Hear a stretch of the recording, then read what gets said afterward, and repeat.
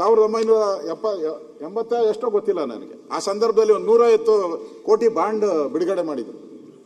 120 ಕೋಟಿ ಬಾಂಡ್.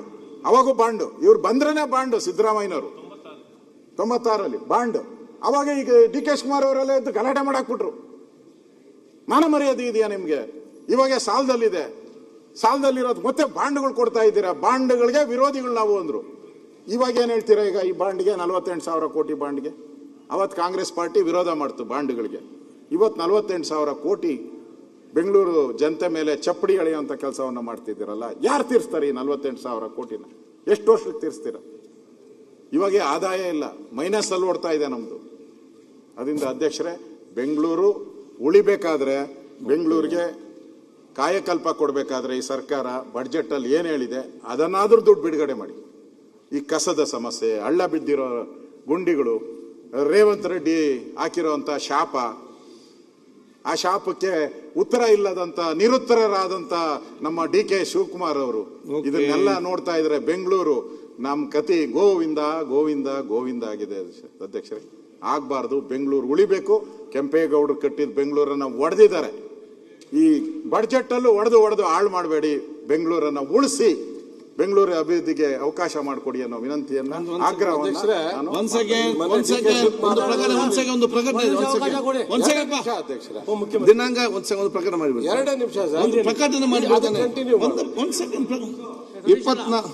ದಿನಾಂಕ 24/3/2026 ನಡೆದ ಕಾರ್ಯಕಲಾಪಗಳ ಸಲಹಾ ಸಮಿತಿ ಸಭೆಯಲ್ಲಿ ಈ ಕೆಳಕಂಡಂತೆ ತೀರ್ಮಾನಿಸಲಾಗಿದೆ. ಇಂದು ದಿನಾಂಕ 24/3/2026 ಆಯವ್ಯಯ ಮೇಲಿನ ಸಾಮಾನ್ಯ ಚರ್ಚೆ ಮತ್ತು ಅನುದಾನಗಳ ಬೇಡಿಕೆ ಮೇಲೆ ಚರ್ಚೆ ಮುಕ್ತಾಯಗೊಳ್ಳಲಿದೆ. ಆಯವ್ಯಯ ಅಂದಾಜುಗಳ ಮೇಲಿನ ಸಾಮಾನ್ಯ ಚರ್ಚೆ ಹಾಗೂ ಅನುದಾನಗಳ ಬೇಡಿಕೆ ಮೇಲೆ ನಡೆದ ಚರ್ಚೆಗೆ ಮಾನ್ಯ ಮುಖ್ಯಮಂತ್ರಿಯವರು ದಿನಾಂಕ 25/3/2026 ಬೆಳಗ್ಗೆ 11 ಗಂಟೆಗೆ ಉತ್ತರಿಸಲಿದ್ದಾರೆ. ನಂತರ ಧನ ವಿನಿಯೋಗ ವಿಧೇಯಕಗಳನ್ನು ಪರ್ಯಾಲೋಚನೆ ಮತ್ತು ಅಂಗೀಕಾರಕ್ಕೆ ತೆಗೆದುಕೊಳ್ಳಲಾಗುವುದು. ದಿನಾಂಕ 26/3/2026 ಅಧಿವೇಶನ ನಡೆಸಿ ನಂತರ 15 ಕಾಲದವರೆಗೆ ಮುಂದೂಡಲು ತೀರ್ಮಾನಿಸಲಾಗಿದೆ. ಇದಕ್ಕೆ ಸದನದ ಸಹಮತಿ ಇದೆ ಎಂದು ಭಾವಿಸಲಾಗಿದೆ. ಇನ್ನೊಂದು ಇಂಪಾರ್ಟೆಂಟ್, ಈಗ ನಿನ್ನೆ ಹೇಳಿದ್ದೇನೆ, ನಾಳೆ ಬೆಳಿಗ್ಗೆ 10 ಗಂಟೆಗೆ ನಮ್ಮ ಹೈಕೋರ್ಟ್ ಸೈಡ್ನ ಎಂಟ್ರೆನ್ಸ್ನ ಬದಿಯಲ್ಲಿ ನಿಮ್ಮೆಲ್ಲ ಸದಸ್ಯರುಗಳ ಫೋಟೋ, ಭಾವಚಿತ್ರವನ್ನು ಫೋಟೋವನ್ನು ತೆಗೆಯಲಿಕ್ಕಿದೆ. ಎಲ್ಲ ಮಂತ್ರಿಗಳು, ಶಾಸಕರು ತಾವೆಲ್ಲೂ ಕೂಡ ಬರಬೇಕು. ಇಲ್ಲಿ ಇಲ್ಲದವರಿಗೆ ನೀವು ಮಾಹಿತಿ ಕೊಟ್ಟು ಅವ್ರು ಕೂಡ ಕರ್ಕೊಂಡು ಬರಬೇಕಂತ ನಿಮಗೆ ವಿನಂತಿಸ್ತೇನೆ. ಮಾನ್ಯ ಸಭಾಧ್ಯಕ್ಷರೇ, ಹೌದು, ಫೋಟೋ ಈಗ ಇಲ್ಲ ಮಾನ್ಯ ಒಂದು ನಿಮಿಷ, ಡೋಂಟ್ ಮೈಂಡ್, ತಾವು ಮಾತಾಡಿ. ಅಸೆಂಬ್ಲಿ 5 ನಿಮಿಷ, 5 ನಿಮಿಷದ ಮೇಲೆ 1 ನಿಮಿಷ ಮಾತಾಡೋದು. 2 ಗಂಟೆ 5 ಮಿನಿಟ್ಸ್ ಸರ್. 1 ನಿಮಿಷ, 2 ಫ್ಲೈಟ್, ನಂಗೆ 2 ಗಂಟೆ 5 ನಿಮಿಷ ಸರ್. ನೀವು ಇದ್ದಾಗಲೇ ಮಾತಾಡಬೇಕು ಅಂತ 5 ನಿಮಿಷ ಸರ್. ಇಲ್ಲ, ನಾಳೆ ಬೆಳಗ್ಗೆ ನಾನು ರಿಪ್ಲೈ ಮಾಡ್ತೀನಿ. ನಾಳೆ ರಿಪ್ಲೈ ಮಾಡ್ತೀನಿ ಬೆಳಗ್ಗೆ ಸರ್. 5 ನಿಮಿಷ ಎಲ್ಲ ಮಾತಾಡಿದ್ಮೇಲೆ ಖಂಡಿತ ನಿಮ್ಮ ಮಾತು ಕಿವಿಲ್ ಕೇಳ್ತೀನಿ. ನಾನು ನಿಮ್ಮ ಮಾತು ಮಾತಾಡ್ಬೇಕು ಸರ್. ನೀವು ಇದ್ದಾಗೆ ಮಾತಾಡಿ. ಟುಮಾರೋ ಮಾರ್ನಿಂಗ್ ಆಮೇಲೆ ನಾನು ರಿಪ್ಲೈ ಮಾಡ್ತೀನಿ. ಸಿಎಂ ರಿಪ್ಲೈ ಮಾಡಾದ್ಮೇಲೆ ಮಾಡ್ತೀನಿ. ಯಾಕೆಂದ್ರೆ ನಾನು ಕೆಲವು ಮುತ್ತು ರತ್ನಗಳೆಲ್ಲ ಮಾತುಗಳು ಬಂದಿದೆ, ಅವಕ್ಕೆಲ್ಲ ಉತ್ತರ ಕೊಡ್ಲೇಬೇಕಲ್ಲ. ಅವಕ್ಕೆಲ್ಲ ನಾನು ರಿಪ್ಲೈ ಕೊಡಲಿಲ್ಲ ಅಂದ್ರೆ ಬಹಳ ತಪ್ಪಾಗ್ತದಲ್ಲ. ಅಸೆಂಬ್ಲಿಯಲ್ಲಿ ಏನಾಯ್ತು, ವಿಧಾನಸೌಧದಲ್ಲಿ ಏನಾಯ್ತು, ಎಲ್ಲೆಲ್ಲಿ ಏನಾಯ್ತು ಎಲ್ಲ ಕಡೆ ಹೇಳಲೇಬೇಕಲ್ಲ ನಾನು. ಈಗ ಅಪೋಸಿಷನ್ ಲೀಡರ್ ಏನ್ ಹೇಳಿದ್ದಾರೆ, ಅವ್ರೇನ್ ಹೇಳಿದ್ದಾರೆ, ನೀವು ಹೇಳೋದಕ್ಕೆಲ್ಲ ಉತ್ತರ ನಿಮ್ದು ನಾನು ಕಿವಿ ಕೊಟ್ಟು ಕೇಳ್ತೀನಿ. ದಯವಿಟ್ಟು ಕ್ಷಮಿಸಿ ಅಧ್ಯಕ್ಷರೇ. ನಾನು ಕ್ವಶನ್ಸ್ ಬೇರೆಯವ್ರು ಕೊಟ್ಟಿದ್ದೀನಿ, ವಾಪಸ್ ಬೆಳಗ್ಗೆ ಬರ್ತೀನಿ. ಈಗ ಬಿಲ್ ಮಾನ್ಯ ಮಂತ್ರಿಗಳೇ ಪರ್ಯಾಲೋಚನಾ ಪ್ರಸ್ತಾವ ಬಿಲ್ ಅನ್ನು ಮಂಡಿಸಿ. ಅಧ್ಯಕ್ಷರೇ, 2026ನೇ ಸಾಲಿನ ಕರ್ನಾಟಕ ರಾಜ್ಯ ಸಿವಿಲ್ ಸೇವೆಗಳು ಶಿಕ್ಷಕರ ವರ್ಗಾವಣೆ ನಿಯಂತ್ರಣ ತಿದ್ದುಪಡಿ ವಿಧೇಯಕವನ್ನು ಪರ್ಯಾಲೋಚನಿಸಬೇಕೆಂದು ಕೋರ್ತೇನೆ. ಪರ್ಯಾಲೋಚನಾ ಪ್ರಸ್ತಾವನೆಗೆ ಸಭೆ ಮತಕ್ಕೆ ಹಾಕುತ್ತೇನೆ. 2020 ಸಾಲಿನ ಕರ್ನಾಟಕ ರಾಜ್ಯ ಸಿವಿಲ್ ಸೇವೆಗಳು ಶಿಕ್ಷಕರ ವರ್ಗಾವಣೆ ನಿಯಂತ್ರಣ ತಿದ್ದುಪಡಿ ವಿಧೇಯಕವನ್ನು ಪರ್ಯಾಲೋಚಿಸದೆಂಬ ವಿಷಯ ಸಭೆ ಮುಂದಿದೆ. ಪ್ರಸ್ತಾವದ ಪರವಾಗಿರುವ ಹೌದು ಎಂದು ಸೂಚಿಸಬೇಕು, ಪ್ರಸ್ತಾವದ ವಿರೋಧವಾಗಿರುವ ಎಂದು ಸೂಚಿಸಬೇಕು. ಪ್ರಸ್ತಾವವು ಹೌದನ ಪರವಾಗಿದೆ ಎಂದು ಭಾವಿಸುತ್ತೇನೆ. ಪ್ರಸ್ತಾವ ಹೌದನ ಪರವಾಗಿದೆ. ಪ್ರಸ್ತಾವಕ್ಕೆ ಅನುಮೋದನೆ ದೊರಕಿದೆ. ಮಾನ್ಯ ಸಚಿವರು ವಿವರಣೆ ನೀಡಿ. ಮಾನ್ಯ ಸಭಾಧ್ಯಕ್ಷರೇ, ನಮ್ಮ ಇಲಾಖೆಯಲ್ಲಿ ಅತಿ ಹೆಚ್ಚು ಶಿಕ್ಷಕರು ಇರೋದ್ರಿಂದ ನಾವು ಮಾನ್ಯ ಮುಖ್ಯಮಂತ್ರಿಗಳು ಬಜೆಟ್ ಅಲ್ಲೂ ಕೂಡ ನಾವು ಒಂದು ಬಜೆಟ್ ಅನೌನ್ಸ್ಮೆಂಟ್ ಮಾಡಿದ್ವಿ. ಏನಂತ ಹೇಳಿದ್ರೆ ಕ್ರಿಟಿಕಲ್ ಪೋಸ್ಟ್ ಅಂತ ಹೇಳಿ. ಕ್ರಿಟಿಕಲ್ ಪೋಸ್ಟ್ ಅಂದ್ರೆ ಈ ಕರ್ನಾಟಕ ಪಬ್ಲಿಕ್ ಶಾಲೆಗಳಿರ್ಬೋದು, ಮತ್ತೆ ಆದರ್ಶ ಶಾಲೆಗಳಿರ್ಬೋದು, PM ಶ್ರೀ ಸ್ಕೂಲಲ್ಲಿ ಎಲ್ಲಿ ದಾಖಲಾತಿ ಜಾಸ್ತಿ ಇದೆ ಮತ್ತೆ ಎಲ್ಲಿ 250 ಮೇಲೆ ದಾಖಲಾತಿ ಸಂಖ್ಯೆ ಜಾಸ್ತಿ ಇದೆ ಅಂತಲ್ಲಿ ಅದನ್ನ ಕ್ರಿಟಿಕಲ್ ಅಂತ ಹೇಳಿ ತಗೊಂಡ್ರೆ ಅದನ್ನ ಟ್ರಾನ್ಸ್ಫರ್ಸು ಟೀಚರ್ಸ್ ತಗೊಳ್ಬೇಕಾದ್ರೆ ಬಹಳ ಮುಂಚೆ ಎಲ್ಲಿ ಬೇಕಾದ್ರೆ ಅಲ್ಲಿ ಹೋಗ್ಬೇಕಾಗಿತ್ತು. ಆದ್ರೆ ಹೋದ್ಸತಿನೂ ಕೂಡ ನಾವು 25 ಮಕ್ಕಳಿರಲ್ಲಿ ಎಲ್ಲೂ ಟೀಚರ್ಸ್ ಟ್ರಾನ್ಸ್ಫರ್ಸ್ನ ನಾವು ಬ್ಲಾಕ್ ಮಾಡಿದ್ವಿ. ಈ ಸತಿ ಇದನ್ನ ಮೇನ್ ಆಗಿ ತಗೊಂಡು ಆಮೇಲೆ ಬೇರೆ ಕಡೆಗೆ ಹೋಗ್ತಕ್ಕಂಥ ಆಪ್ಷನ್ನ ನಾವು ಮಾಡ್ಬೇಕಂತ ಹೇಳಿ ಈ ಬಿಲ್ ಅನ್ನ ತಂದಿದ್ದೀವಿ. ಅದರೊಳಗೆ ಇನ್ನೊಂದು ಏನಾಗಿದೆ,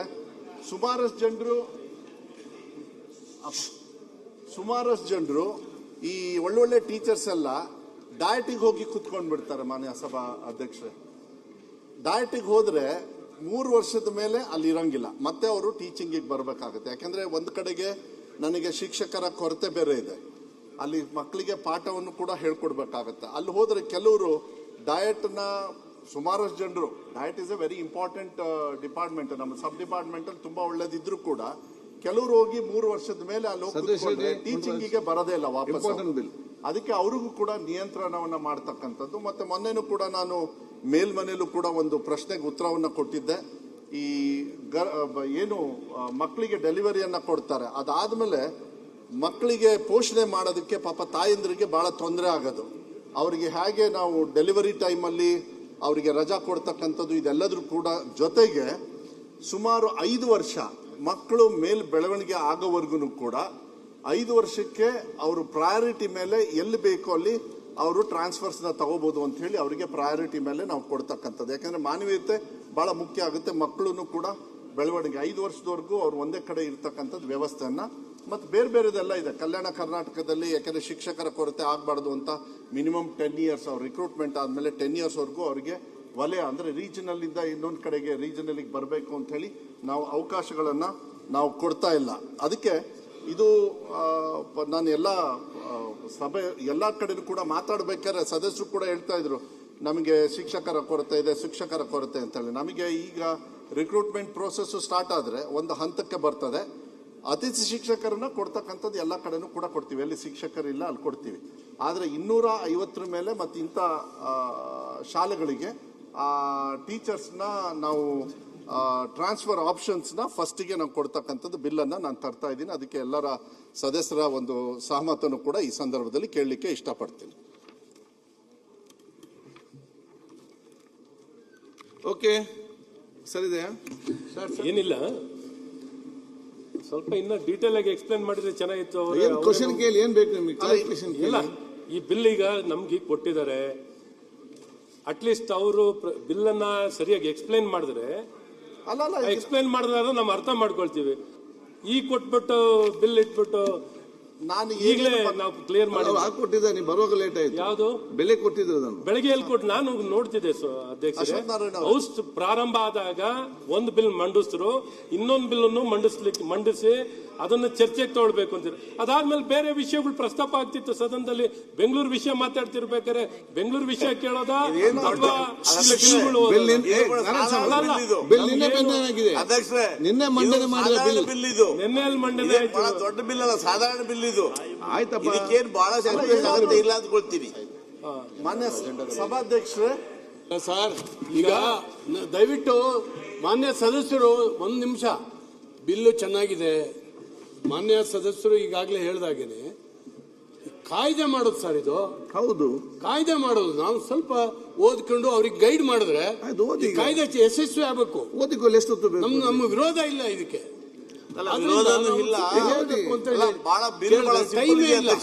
ನಾವೀಗ ಬೆಂಗಳೂರು ಕೂತ್ಕೊಂಡಿದ್ವಿ. ಬಹಳ ಸಾಧಾರಣವಾಗಿದೆ ಬಿಲ್ಲು, ಇದನ್ನ ಮಾಡಬಹುದಲ್ಲ, ಸಮಸ್ಯೆ ಇಲ್ವಲ್ಲ ಸ್ವಾಮಿ. ನಾವು ಕಾಯ್ದೆ ಮಾಡೋದು ನಮ್ಮ ಹಕ್ಕು, ಸದನದ ಹಕ್ಕು. ಹಾಗಾಗಿ ಕಾಯ್ದೆಗಳು ಚೆನ್ನಾಗಾಗ್ಬೇಕು ಒಂದ್ಸರಿ ಆದಾಗ. ಸದಸ್ಯರೇ 250 ಮಕ್ಕಳ ಸಂಖ್ಯೆ ಹೇಳಿದ್ರು. ಮಲೆನಾಡಿಗೆ ರಿಲ್ಯಾಕ್ಸೇಷನ್ ಬೇಕಾಗುತ್ತೆ. ಸದಸ್ಯರಲ್ಲಿ ಕೇಳಿ, 250 ಮಕ್ಕಳು ಇರುವಂತ ಶಾಲೆಗಳೇ. ಜನೇಂದ್ರ ಅವರೇ ಒಂದ್ ಸೆಕೆಂಡ್ ನೋಡಿ, ಇದು ಶಿಕ್ಷಣಕ್ಕೆ ಸಂಬಂಧಪಟ್ಟ ಮಹತ್ವದ ಬಿಲ್. ನಿನ್ನೆ ತಾನೇ ಬಿಲ್ ಅನ್ನು ಮಂಡಿಸಲಾಗಿದೆ. ಬಿಲ್ ಕಾಪಿ ಎಲ್ಲವೂ ನಿಮಗೆ ಅಜೆಂಡಾದಲ್ಲಿ ನಾವು ಕಲಿಸಿದ್ದೇವೆ. ಇದರಲ್ಲಿ ಈಗ ತಾವು ಇವತ್ತು ಬಂದಿದ್ದೀರಿ. ಅವರು ಈಗ ಒಂದು ಬಿಲ್ ಮಂಡಿಸಿದ್ದಾರೆ, ಅದಾಯ್ತು. ಎರಡನೇದೀಗ ಅದನ್ನು ವಿವರಣೆ ಕೊಟ್ಟಿದ್ದಾರೆ. ಅದ ಕ್ಲಾರಿಫಿಕೇಶನ್ ಕೇಳಿ ಅಲ್ಲ, ಏನಿಗೆ ಈ ಮುಂಚೆ ಬಿಲ್ ಮಂಡಿಸಿದಕ್ಕೆ ಸ್ವಾಗತ ಮಾಡಿದ್ದೀವಿ. ಓಕೆ, ಇದನ್ನು ನೋಡಿ ಚೆನ್ನಾಗಿದ್ರೆ ನಮ್ಗೆ ಸಂತೋಷ. ಯಾವುದೇ ಸುಧಾರಣೆ ಶಿಕ್ಷಣದಲ್ಲಿ ತರೋದಾದ್ರೆ ಶಿಕ್ಷಣದಲ್ಲಿ ನೀವು ಕೂಡ ಶಿಕ್ಷಣ ಸಚಿವರಾಗಿದ್ದು ಎಷ್ಟು ಬಿಲ್ ನಿಮ್ಗೆಲ್ಲ ಗೊತ್ತಿದೆ. ನಾನು ಹೇಳ್ಬೇಕೀಗ ನೀವು ಶಿಕ್ಷಣ ಸಚಿವರಾಗಿ ಅದಕ್ಕೆ ಕೇಳ್ತಿರೋದು. ಅಲ್ದ್ರೆ ನಾನು ಜವಾಬ್ದಾರಿ ಇಲ್ದ್ರೆ ನಾನು ಪಾಸ್ ಮಾಡ್ಕೊಳ್ಳಿ ಅಂತ ಹೇಳ್ಬೋದು. ನಿಮ್ಮ ಸಜೆಷನ್ ಕೊಡಿ, ಕ್ಲಾರಿಫಿಕೇಶನ್ ಕೇಳಿ. ಅಟ್ಲೀಸ್ಟ್ ಅವ್ರು ಡೀಟೇಲ್ ಆಗಿ ಎಕ್ಸ್ಪ್ಲೇನ್ ಮಾಡ್ರೆ ಡೀಟೇಲ್ ಆಗಿ ಎಕ್ಸ್ಪ್ಲೇನ್ ಮಾಡಿ. ಡೀಟೇಲ್ ಆಗಿ ಎಕ್ಸ್ಪ್ಲೇನ್ ಮಾಡಿ. ಡೀಟೇಲ್ ಎಕ್ಸ್ಪ್ಲೇನ್ ಮಾಡಿ. ಈಗ ನಾನು ಎಷ್ಟು ಹೇಳಿದ್ದೀನಿ ಇದಕ್ಕಿಂತ ನಾವು ಹೆಚ್ಚು ಅದೇ ಸ್ಲೋಲಿ ಆಗಿ ಹೇಳಿ. ಅದು ಆರಾಮದಲ್ಲಿ ಸ್ಲೋಲಿ ಆಗಿ ಹೇಳಿ ಅವರಿಗೆ. ಮಾನ್ಯ ಸಭಾಧ್ಯಕ್ಷರೇ, ಆಯ್ತು ಸಭಾಧ್ಯಕ್ಷರೇ, ಇದು ಏನಂತ ಹೇಳಿದ್ರೆ ಮಾನ್ಯ ಸಭಾಧ್ಯಕ್ಷರೇ ಕೇಳೋದು ಒಂದೇ ಒಂದು ಮಧುವರೇ, ಒಂದೊಂದು ಅಮೆಂಡ್ಮೆಂಟ್ ಏನೇನ್ ತಂದಿದ್ದೀರಾ ಅಮೆಂಡ್ಮೆಂಟ್ ವೈಸ್ ಹೊರಟೋಗ್ಬಿಡಿ.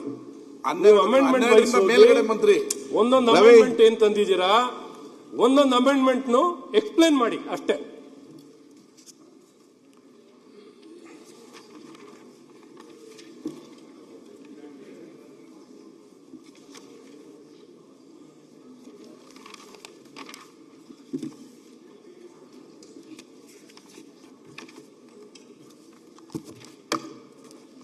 ಮಾನ್ಯ ಸಭಾಧ್ಯಕ್ಷರೇ, ಹೆಚ್ಚಿನ ವಿಡಿಯೋಗಳಿಗೆ ಪ್ರತಿಧ್ವನಿ ಯೂಟ್ಯೂಬ್ ಚಾನೆಲ್ ಸಬ್ಸ್ಕ್ರೈಬ್ ಮಾಡಿ, ಬೆಲ್ ಐಕಾನ್ ಕ್ಲಿಕ್ ಮಾಡಿ.